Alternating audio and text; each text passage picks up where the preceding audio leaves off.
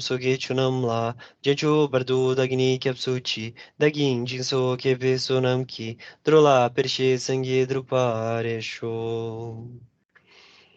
Inspira bem profundo, mantendo essa motivação o mais puro que você puder durante toda a prática, tentando não se desviar, não pensar em coisas que não estejam muito alinhados com o que a gente está estudando. Você pode abrir os olhos e acompanhar comigo a leitura do Sutra das Quatro Verdades Superiores, Dharma Chakra Vartana Sutra, ou você pode continuar em meditação, escutando apenas como se fosse uma meditação mesmo.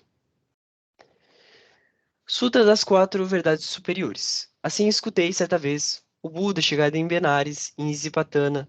Lá ele se dirigiu aos 5 ascetas que praticavam um caminho sem resultado assim. Ascetas.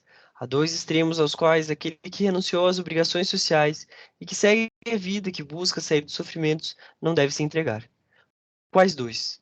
O primeiro extremo é a busca da felicidade pelo cultivo e aumento dos prazeres sensoriais, por meio da aquisição constante de bens materiais e experiências sensoriais e do desfrute delas, pois não desenvolvem a felicidade que permanece, não levam para uma satisfação que não se desfaz, não levam para uma realização definitiva da paz e não trazem o benefício último, que é a cessação definitiva dos sofrimentos. E o segundo extremo é a busca da felicidade pela mortificação de todos os desejos, pois isso não leva para uma realização definitiva, não traz o benefício da cessação definitiva dos sofrimentos. Evitando esses dois extremos, o Buda despertou para o caminho do meio, que faz surgir o entendimento, que faz surgir o conhecimento, que resulta na paz, na experiência direta da felicidade que permanece, na iluminação, na completa cessação dos sofrimentos. E qual ascetas?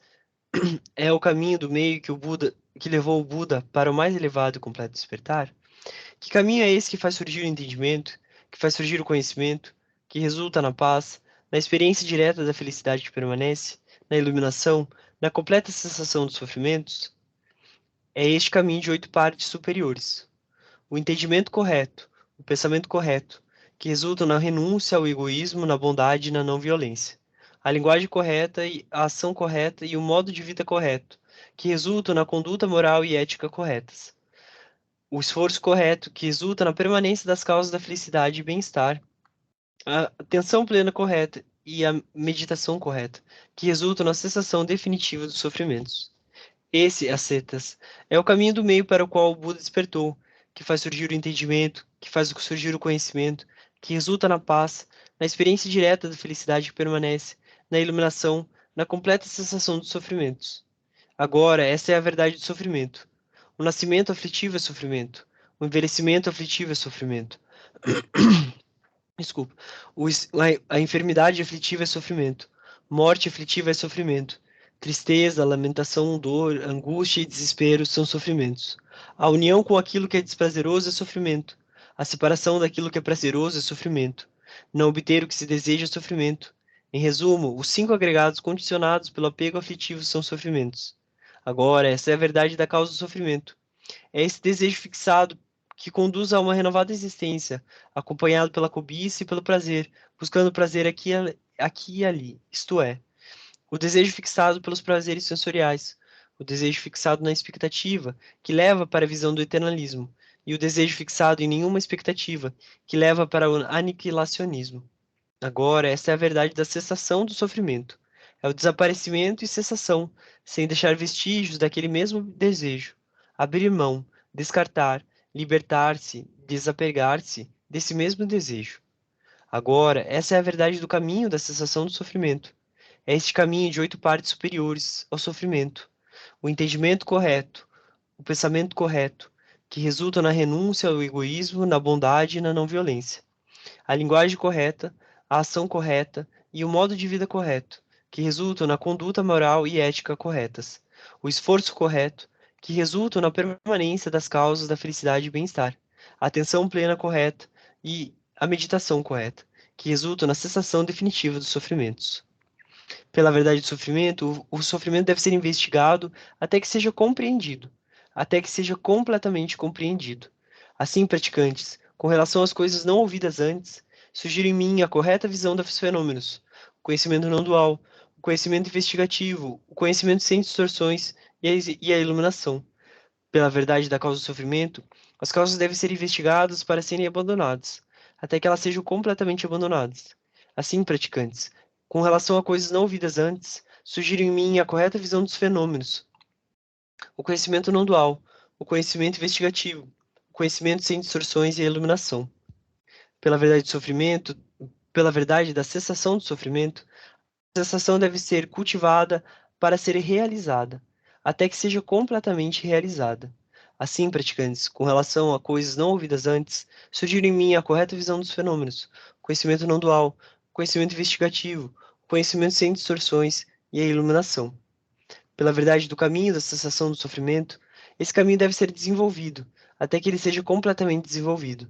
Assim, praticantes, com relação a coisas não ouvidas antes, sugiro em mim a correta visão dos fenômenos, o conhecimento não dual, o conhecimento investigativo, o conhecimento sem distorções e a iluminação. Enquanto meu conhecimento e entendimento dessas quatro verdades superiores ao sofrimento, como na verdade elas são, nas suas três partes e 12 aspectos, não estavam completamente estruturados desse modo, não reivindiquei ter desperto para o insuperável, completo e perfeito despertar, neste mundo e as suas relações existenciais. Mas quando o meu conhecimento e entendimento das quatro verdades superiores, como elas realmente são constituídas, nas suas três fases de construção, o conhecimento de cada verdade, o conhecimento das ações que devem ser realizadas em cada verdade, o conhecimento da relação direta de cada verdade e suas 12 características de construção, a aplicação das três fases a cada uma das quatro verdades superiores estava completamente estruturada, então eu obtive a certeza de ter despertado para uma insuperável e perfeita iluminação neste mundo com suas relações existenciais. O conhecimento e entendimento surgiram em mim. A realização que levou para a libertação da minha mente é inabalável. Encerrada está a minha vida nos ciclos de sofrimentos. Não há mais vir a ser na natureza do sofrimento. Isso foi o que o Buda disse. Os cinco ascetas ficaram satisfeitos e contentes com as palavras do Buda, deixaram o caminho do ascetismo outrora praticado, adotaram as quatro verdades superiores, o caminho de oito partes superiores e formaram a primeira comunidade dos praticantes pedintes de esmolas. Maravilha, pessoal. Então, podem sentar de uma maneira confortável mais uma vez lá para vocês. E a gente vai continuar o texto. E aqui a gente terminou na aula passada, né? ah, essa pergunta aqui, essa abordagem foi também. Essa é a abordagem que a gente estava diferenciando a abordagem ocidental da abordagem oriental, né? Que é a oriental, né? Daí quando a gente está falando de Oriente aqui, muito mais Oriente ah, no sentido indo-tibetano, numa visão budista, então não generalizando, né? Mas no Ocidente normalmente é esse processo de olhar mais para internamente. O que mudou muito com a questão de globalização, né? Tipo, isso aqui é uma palestra em 1975, então eu sempre lembro disso, né? Então, já vão fazer aí quase 50 anos do que foi dito.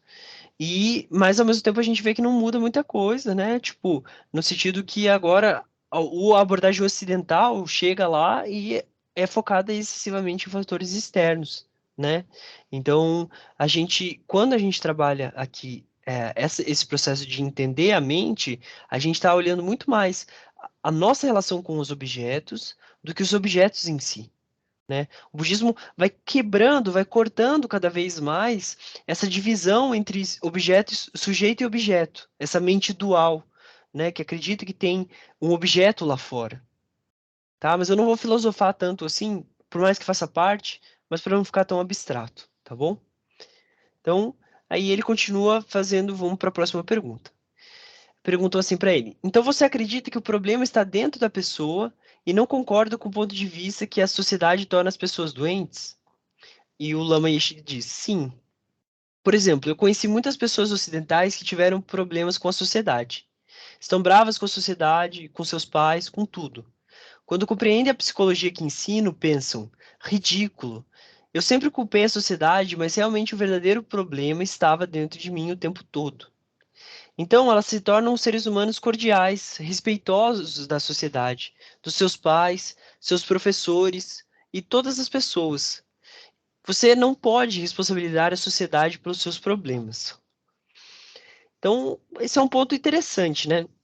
Aqui, porque realmente é uma abordagem bem diferenciada e a gente vai quebrando isso, né?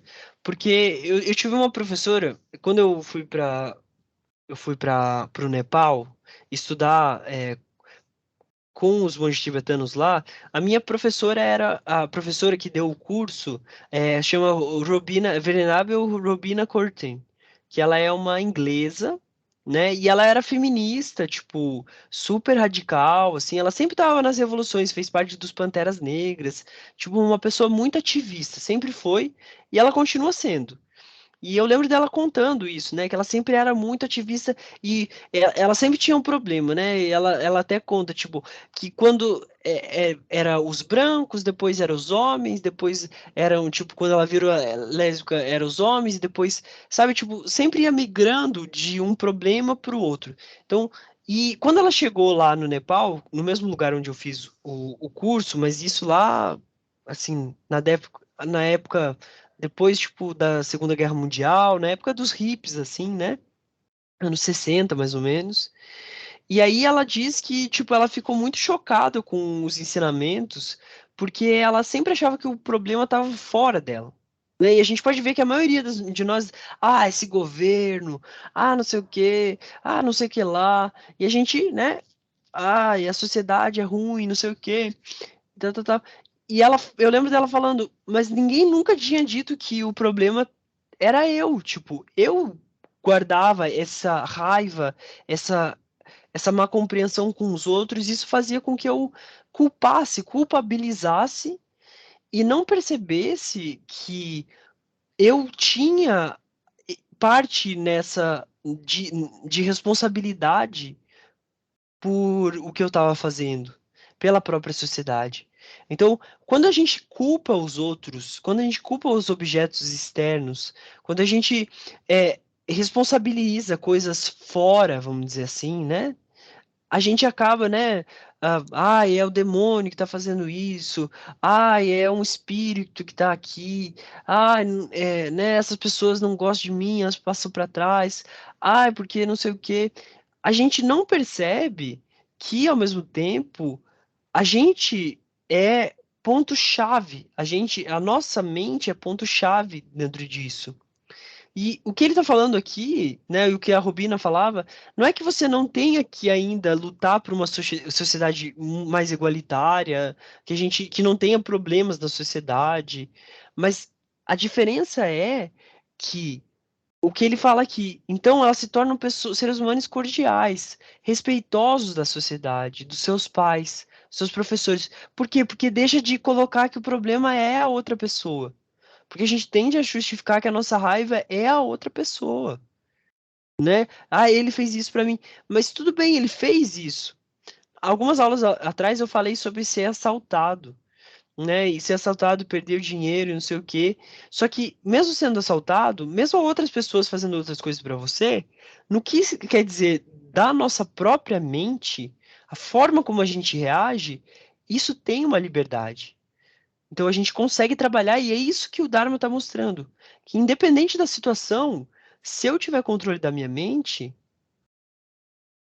é diferente, né? Aí você começa a se responsabilizar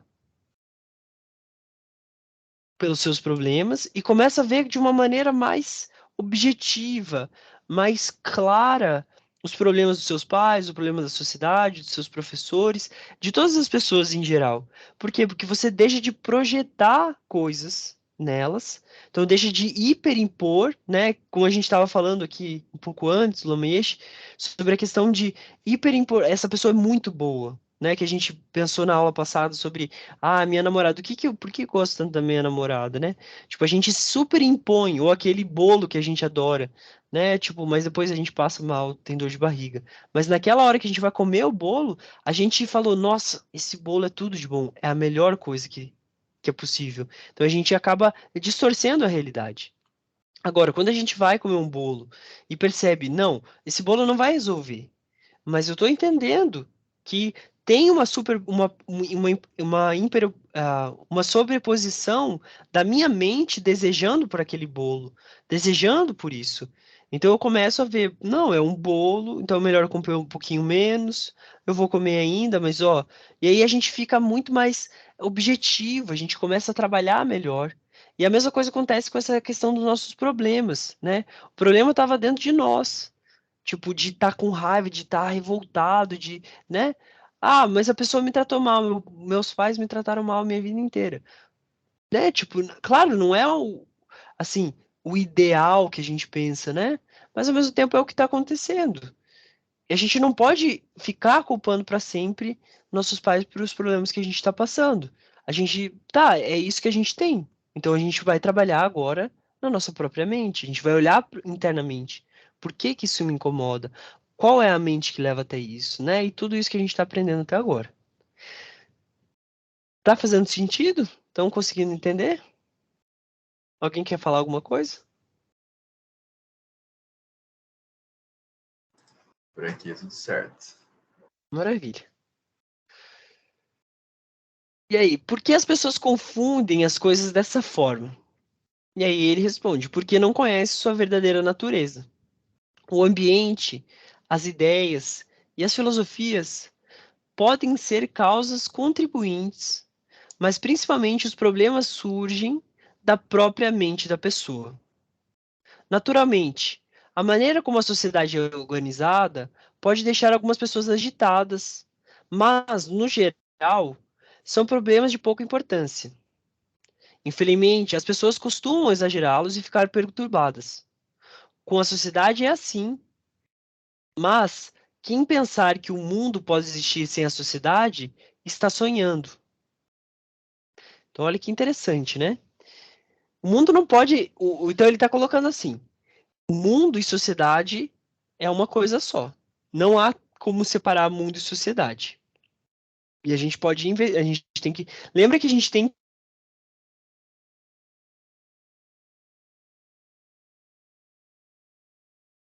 que duvidar do que ele está falando, né? Então, a sociedade, ela existe. A gente, dentro dessa sociedade, ela existe também. E aqui ele fala: os ambientes, as ideias, as filosofias podem ser causas contribuintes. Então, elas têm uma contribuição com os problemas da mente. Mas, normalmente, surgem da própria mente. Então, quando a gente fala de problema, eu enxergo assim, problemas verdadeiros, é problemas de fome, tipo, pessoas passando fome, pessoas sem saneamento básico e coisas nesse sentido. Aqui, a gente poderia estar falando de um problema, tipo, realmente gigantesco, vamos dizer assim, e um problema que daí, né, tem que ser resolvido dando comida, né? Porque não é, ai, não, você não tem o que comer e resolve aí que o problema está na sua mente. Tipo, isso tá contribuindo e tá contribuindo demais, então tem que trabalhar também nesse quesito. Mas, ao mesmo tempo, quando a gente pensa, a gente, assim, nós que estamos aqui, que temos o computador, temos o celular, que estamos ouvindo isso que ele está dizendo, a sociedade, os problemas que existem ali, eles não são a causa principal, né? Ele fala que normalmente a maneira como a sociedade, elas são de pouca importância para os nossos problemas. A gente não está falando dos problemas dos outros, a gente está olhando para os nossos problemas. A gente está agitado, a gente fica mal, a gente fica depressivo, a gente fica triste. Então, isso não tem tanto a ver com a sociedade, né? Porque a gente não está nesses extremos. Claro que alguém pode dizer, ah, mas eu fico mal pensando com que alguém está passando fome. Não, tudo bem, tipo, mas ficar mal por ver uma pessoa passando fome não vai fazer com que aquela pessoa deixe de ter fome. Então a gente tem que trabalhar. Só que daí, ah, eu fico mal, que a sociedade é assim. E na verdade, o que a gente está percebendo? Que tem uma mente que fica mal, mas ela não quer também perceber que ficar mal tem a ver com a própria mente dela, que não quer se engajar nas coisas que precisam fazer, né? E a primeira coisa que precisa fazer é compreender a própria natureza da mente. Compreender a verdadeira natureza da mente. Para quê? Para conseguir enxergar realmente como ter sabedoria para resolver os problemas que estão acontecendo. né? Porque não adianta a gente só querer resolver os problemas também, né, da sociedade. A gente precisa conhecer a verdadeira natureza da mente para que a gente, compreendendo isso, se livre dos problemas e não leve mais problemas para o lugar onde a gente vai. E por isso que, na minha concepção, em tudo que eu venho estudando até agora, o Dharma ele tem esse grande diferencial, né? Porque ele não é uma coisa que diz, ah, é assim, porque alguém disse assim, né? Não, vamos investigando a nossa própria mente, vamos trabalhando com isso, para que a gente, a partir dessa investigação, tenha sabedoria, e a partir dessa sabedoria, a gente engaje em atividades, a gente trabalhe para o benefício dos outros seres, né? Eu tenho um professor que ele fala assim, que a gente tem que ser compassivo, mas não basta ser só compassivo. A gente tem que ser sabiamente compassivo. Porque se a gente, daí ele fala assim, se você só for compassivo, você vai falar, não, eu tenho que, né, eu tenho que ir bem, eu tenho que cuidar de mim, eu tenho que fazer as coisas pra mim, e o que me faz feliz é sair e beber lá no bar. Aí você vai lá e vai ficar bebendo no bar. E ele fala, daí você vai esquecer da parte sábia. Porque ir para o bar uma vez, beber uma cerveja, ali é uma questão. Outra coisa é você querer continuamente ser compassivo com você, porque você sente que ir para o bar te faz bem, porque você esquece dos seus problemas. Só que, na verdade, você não está usando a sua sabedoria. Então, você está sendo compassivo, mas não está sendo sabiamente compassivo. Por quê? Porque você não está entendendo que a mente, quanto mais for no bar, quanto mais fizer isso, quanto mais buscar esquecer os problemas, mais ela vai entrar em problemas, né? Então esse era um exemplo que ele dava, vamos dizer assim. Então é esse ponto que a gente precisa trabalhar. Ser sábio é compreender a verdadeira natureza. Isso não impede com que a gente se engaje em atitudes compassivas, de ajudar outras pessoas, porque isso também vai ajudando a gente. Mas o principal ponto é a gente começar a olhar para a gente, começar a trabalhar na nossa própria mente. Por que que eu fico mal? Por que que eu culpo as coisas externas? Por que eu culpo as coisas, né, os ambientes, as ideias, as filosofias? Será realmente que elas são a totalidade dos meus problemas? Ou elas são meras contribuintes, como o Lamiche tá nos dizendo, né? Então são algumas coisas que a gente vai pensando, né? Ama, o que se encontra no oceano da natureza de uma pessoa? E o Lamenche responde: quando eu uso essa expressão, quero dizer que os problemas das pessoas são como um oceano, mas só vemos as ondas superficiais. Nós não vemos o que se encontra abaixo delas. Oh, eu tenho um problema com ele. Se eu me livrar dele, resolverei meus problemas. É como olhar dispositivos elétricos sem compreender o que é a eletricidade que faz funcionar. Né? Eu acho o Lamiche assim incrível, né? Porque é exatamente isso, né? Tipo, acho que o Fayot trabalha com essa questão de análise genética, né? E aí tem a análise genética, vamos dizer assim, empírica, de você olhar só a folha, e tem a coisa de você olhar a questão mais profunda, né? De você trazer para a questão mais, tipo, genética. Então, o que a ciência faz, né? Então, uma coisa é você compreender só superficialmente. Outra coisa é a gente explorar esse mundo não visto, esse mundo mais profundo, né? Mergulhar dentro desse oceano de problemas para a gente entender da onde surge esse problema e não ficar culpabilizando, não, os nossos pais é a superfície do nosso problema.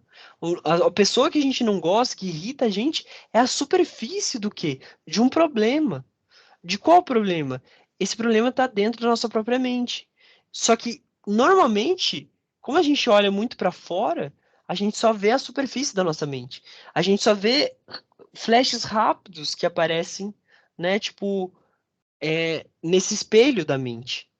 E a gente não está acostumado a se questionar, como ele sugestiona, a fazer essa análise de dados, né? O que que apareceu na minha mente durante o meu dia? Tá, mas o que que isso significa? Por que que eu julguei dessa forma essa pessoa? Por que que essa pessoa me trouxe raiva? E aí eu analiso, né, esses dispositivos O dispositivo elétrico é essa pessoa que apareceu na minha mente, essa raiva. E aí eu começo, mas o que que é? Como funciona o mecanismo da raiva? É essa pessoa? Tá, mas o que que envolve isso? Né? Envolve eu também. E assim a gente vai caminhando. E aí ele vai responder aqui. Que tipo de problemas nós encontramos abaixo das ondas? E aí ele vai falar: descontentamento. A mente descontente é o elemento fundamental da natureza humana. Nós vivemos descontentes conosco, vivemos descontentes com o mundo exterior.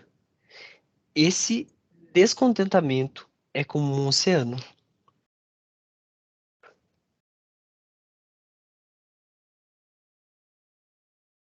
Então, o nosso oceano é que a gente sempre acha que tinha que ser diferente, né? A mente descontente é o elemento fundamental da natureza humana. Nós vivemos descontentes com os noscos, né? Então, pensar cada um para si, né? A gente está contente com o nosso corpo? A gente está contente com a nossa vida? A gente está contente com as nossas decisões? Né? A gente vai vendo que pouco se tem o contentamento. A gente está contente com o trabalho que a gente faz? Né? Onde a gente está? Com as coisas que a gente tem externamente? Né? Tipo, os profissionais que a gente vai, ou se a gente vai no restaurante, a gente fica contente por estar indo no restaurante, por estar aqui tendo essa possibilidade de estudar, ou a gente está descontente, né?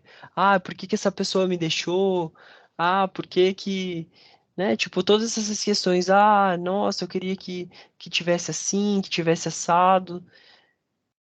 Esse é o oceano que a nossa mente vive, e aí tudo isso faz com que a gente realmente veja que tudo é um problema, tudo se torna um problema, porque a gente já está descontente, né? A nossa natureza tá dessa forma. E é isso que a gente está investigando. Por isso a primeira nobre verdade lá, que o Buda coloca na leitura que a gente faz, é que o sofrimento tem que ser compreendido. E o sofrimento é principalmente essa questão de uma mente descontente.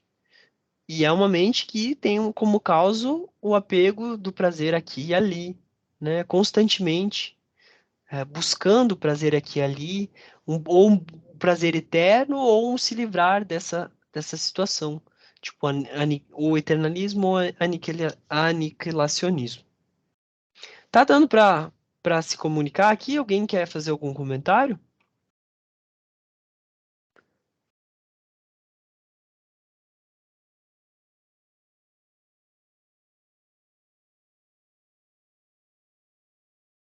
Tudo jóia?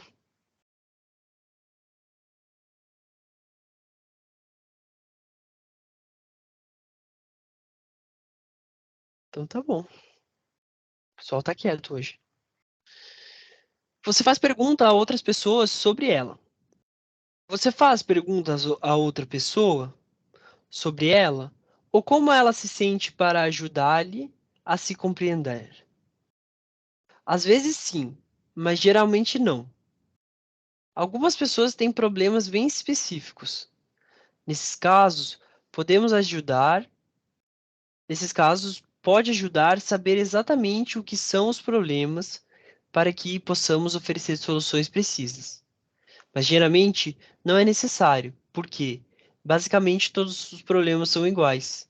Então todos os problemas vêm desse. Então normalmente, né, geralmente, todos os problemas vêm desse oceano de descontentamento, né, com o mundo exterior, mas tipo descontentamento da própria mente. É por isso que ele fala, às vezes você faz perguntas específicas, mas normalmente não precisa. Só se a pessoa tiver um problema muito específico, mas normalmente a base de todos os problemas são iguais. Por quê? Porque é o oceano que conta. A água é o descontentamento. Então a superfície é só, os problemas superficiais são só as ondas, né? Mas a base para a onda é o descontentamento. Quanto tempo você fala com essa pessoa para descobrir sobre o problema e como tratá-lo? Como você sabe, psiquiatria ocidental, passamos muito tempo com os pacientes para ajudá-los a descobrir por si mesmo a natureza de seus problemas. Você faz a mesma coisa ou usa métodos diferentes? Nossos métodos não requerem que passemos muito tempo com as pessoas individualmente. Nós explicamos a natureza fundamental dos problemas e a possibilidade de transcendê-los. Então, nós ensinamos técnicas básicas para lidar com problemas. E elas praticam essas técnicas e, depois de algum tempo, verificamos para ver como foi sua experiência. Então, tudo isso que a gente está aprendendo, aqueles exercícios também de contemplar, de a gente questionar a nossa própria mente, a gente olhar para ela e falar assim, né, tipo, por que que eu estou tomando essa decisão? Eu mandei alguns exercícios já numas aulas passadas, posso mandar de novo, sobre a questão de qual é a mente que está vendo isso como um problema, né? Então, esses são as técnicas que ele está passando e que a gente precisa aplicar para ver como que foi a nossa experiência, para a gente poder voltar e falar, ó, eu tô sentindo assim, tô sentindo assado, tá acontecendo isso, para ver se a pessoa está aplicando essas técnicas realmente, se está funcionando. E depois que ela aplica, né, caso vocês vão aplicando, vocês vão percebendo algumas coisas. E como a gente compartilha todos de uma mente, de emoções, a base é a mesma, vamos dizer assim, né? A gente vai percebendo que tem reações muito parecidas entre as pessoas. E isso vai formando, é quase um método, quase não, é um método científico, né? Então a gente vai descobrindo isso e a gente vai entendendo. E o Lama, né, os professores, eles servem para ajudar a gente nisso, para ver se a gente está realmente aplicando a técnica de uma forma certa, se está dando o resultado certo, para que a gente vá caminhando e saindo do sofrimento de uma maneira definitiva, né? Que é isso que ele fala, né? Explicamos a possibilidade de transcendê-los, que é a cessação do sofrimento, né? Então o Buda não fala só de sofrimento. Aqui o Lamieshe está falando somente a natureza da mente é descontente, só que é possível transcender essa mente descontente, né? Como? Aplicando técnicas, mas tem que também colocar elas em prática para você saber como é a experiência disso e para a partir dessa experiência você poder checar se realmente está dando certo, se você está fazendo certo ou não. Para quê? Para que a gente chegue naquele objetivo, que é o objetivo do Dharma, que é o estado de Buda.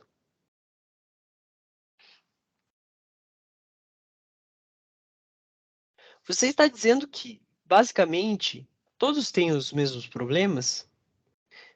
Sim, certo. Oriente, Ocidente, é basicamente a mesma coisa. Mas no Ocidente, as pessoas precisam estar clinicamente doentes para que sejam consideradas como tal. Isso é muito superficial para nós orientais, né? Que ele, no caso, o Lameixa é oriental. De acordo com a psicologia do Buda e a experiência dos lamas, as doenças são mais profundas do que a expressão dos sintomas clínicos. Enquanto o oceano de descontentamento estiver dentro de você, a menor mudança no ambiente pode ser bastante para trazer um problema à tona. Ao nosso ver, o fato de ser suscetível a problemas futuros significa que sua mente não é saudável. Todos somos basicamente iguais no fato de termos uma mente descontente. Por consequência, uma mudança minúscula em nossas circunstâncias externas pode nos fazer adoecer. Por quê? Porque o problema básico está nas nossas mentes. É muito mais importante eliminar o problema básico do que passar o tempo todo lidando com problemas emocionais e superficiais. Essa abordagem não cessa nossas experiências contínuas desses problemas, apenas substitui um problema que acreditávamos ter resolvido por um problema novo. Então, aqui ele também dá várias orientações muito importantes, né? A primeira coisa é, não tem essa divisão Ocidente e Oriente, né? É basicamente a mesma coisa, só que a abordagem oriental é que, para uma pessoa ser doente, ela tem que estar com ansiedade, ela tem que estar depressiva, ela tem que estar, né? A gente não vê que o mero fato, né? E eu acho que esse que é o ponto. Ao nosso ver, ao ver dos lamas, né?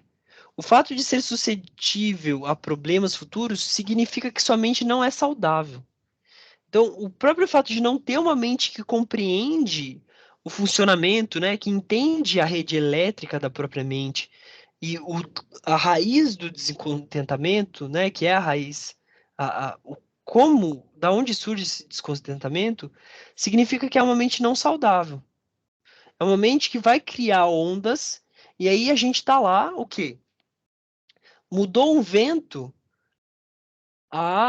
muda forma novas ondas. Aí daí a gente fala, não, então beleza. Então agora eu tiro esse vento e boto outro vento. Então mudo, mudo de trabalho, mudo de relacionamento, mudo, né, tipo, faço todo tipo de mudança superficial.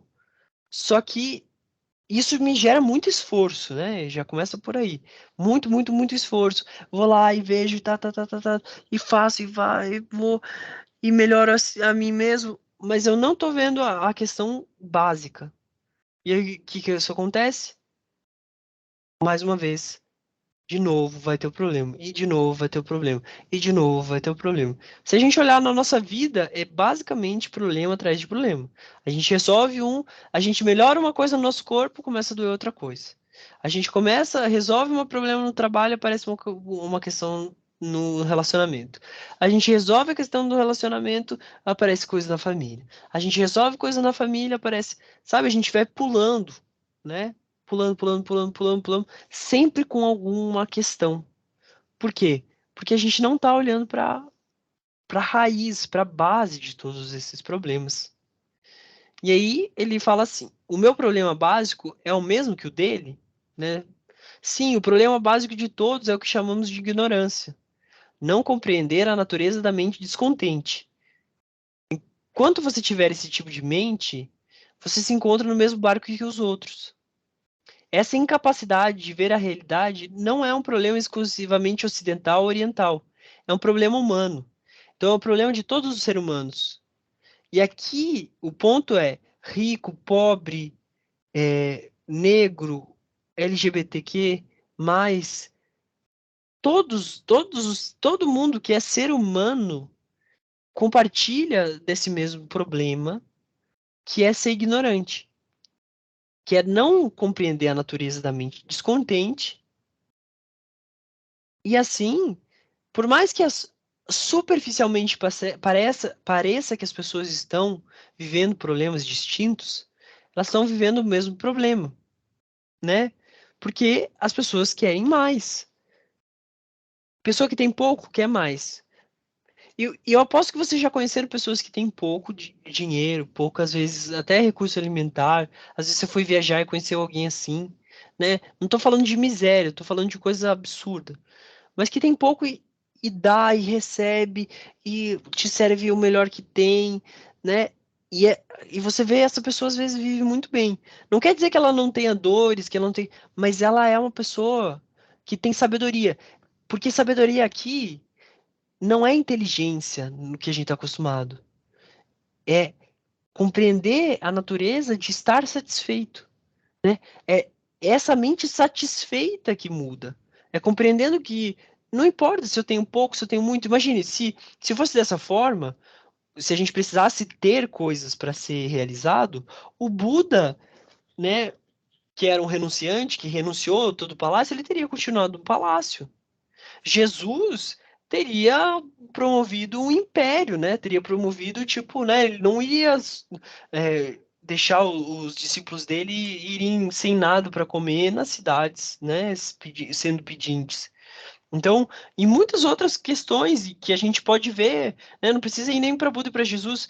A gente vê pessoas muito ricas e cada vez querem mais. E se a gente observar para a gente, se a gente ganha 1.000, né? A gente quer ganhar mais. A gente sempre quer. Mais, mais, mais, mais, cada vez mais. Por quê? Porque a gente está descontente. Mas o descontente não é com as coisas que a gente tem. Descontente é a natureza da nossa própria mente. Mas a gente ainda acha que vai uma hora resolver esse problema com as coisas externas. E na verdade a abordagem que está dando aqui é que a gente tem que olhar para dentro. Deixa eu ver aqui. Daí mais essas duas aqui. O problema básico é não conhecer a natureza da mente? Sim, certo. E a mente de todos tem a mesma natureza? Sim, a mesma natureza. E aí eu vou terminar essa página e a gente termina hoje. Todas as pessoas têm o mesmo problema básico? Sim, mas existem diferenças. Por exemplo, há 100 anos atrás, as pessoas no Ocidente tinham determinados tipos de problema. Principalmente através do avanço tecnológico, muitos desses problemas foram resolvidos. Mas agora outros problemas surgem no lugar deles. É isso que estou dizendo. Os novos problemas substituem os velhos, mas ainda são problemas porque o problema básico permanece. O problema básico é como um oceano. Esses problemas que tentam resolver são justamente as ondas. É a mesma coisa no Oriente. Na Índia, os problemas que as pessoas vivenciam nas vilas são diferentes dos problemas vivenciados por quem que mora na capital, Nova Delhi. Mas são problemas mesmo assim. Oriente e Ocidente, o problema básico é o mesmo. Então a mesma coisa serve para hoje, né? Quando ele deu essa palestra, era diferente. Hoje a gente vive problemas específicos da nossa época, né? E quem mora no interior, ou quem mora numa capital, ou numa cidade grande, vivencia problemas diferentes de quem mora, por exemplo, que está tendo seca lá no Nordeste, né? São problemas diferentes, mas o básico é compartilhado por todas as pessoas, que é a nossa, essa natureza descontente da nossa própria mente, tá? Então, a gente tem que focar nessa mente descontente. E como? Observando no nosso dia a dia, se a gente é descontente com as coisas, com a comida que a gente come, com mais um dia para acordar e trabalhar, sabe? Todas essas questões, percebendo, né? Tudo isso e percebendo quem que a gente culpabiliza, vamos dizer assim, quem a gente coloca a responsabilidade, né? Na nossa própria mente ou nas situações externas. Beleza, gente? Comentários, perguntas? Acho que eu já falei bastante hoje. Hoje eu não tenho nada para comentar, não, Matheus. Maravilha. Mas deu para entender um pouco, né, Fael? Com certeza. Maravilha. Lenita, Tudo alguma. certo. Beleza. Ó, tá todo mundo contente, né? Tá todo mundo agora bem contente com o que foi, né? Sandra, Lenita, querem falar alguma coisa? Não? Yas?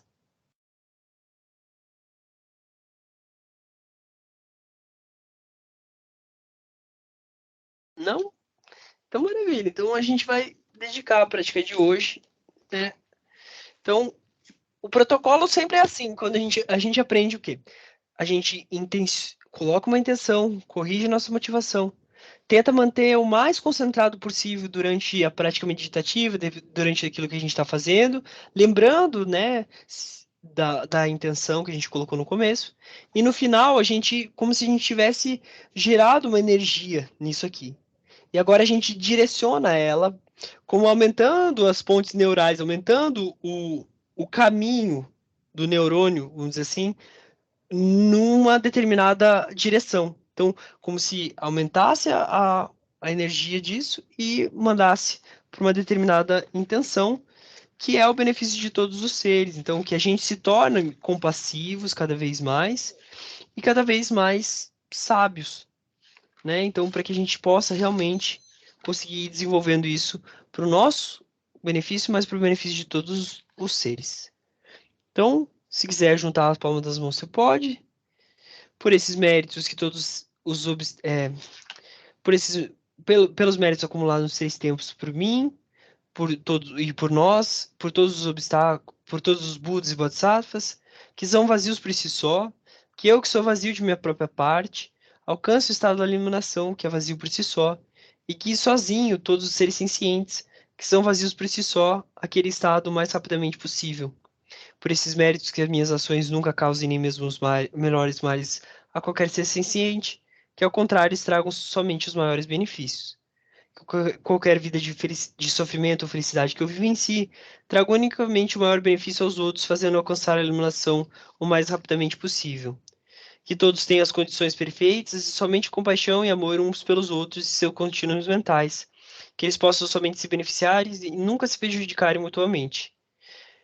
que, devido aos méritos que eles temos criados por nós, por todos os bodhisattvas, que nós e todos os outros seres sencientes, possamos, todos os membros da nossa família, todos os alunos e benfeitores das organizações possam encontrar amigos virtuosos Mahayana perfeitamente qualificados em todas as suas vidas futuras. De nossa parte, que possamos sempre vê-los como pessoas iluminadas, realizando somente ações que mais agradem às suas mentes santas, que possamos realizar instantaneamente seus santos desejos.